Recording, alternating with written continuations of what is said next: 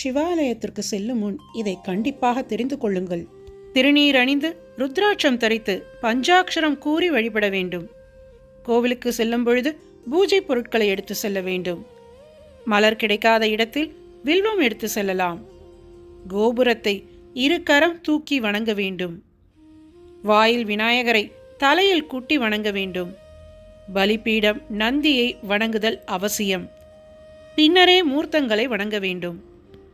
மூலவரை இரு கரம் மேலே தூக்கி வணங்கி பின் இதர தெய்வங்களை வணங்க வேண்டும். சந்நிதிக்கேற்றவாறு திருமுறை பாடலையும் இறைப்பாமாலையையும் பாடி வணங்க வேண்டும். சந்நிதிகளில் கீழே விழுந்து வணங்கக்கூடாது. சண்டிகேஸ்வரரிடம் சிட்டிகை போடாமல் கொடுத்த நெய்வேத்தியம் மற்றும் நம் இறை பக்தியை சிவனிடம் நல்லவிதமாக எடுத்து சொல்லும்படி வேண்டிட வேண்டும். திருநீரை பவ்யமாக பெற்று கீழே சிந்தாமல் அணிய வேண்டும்.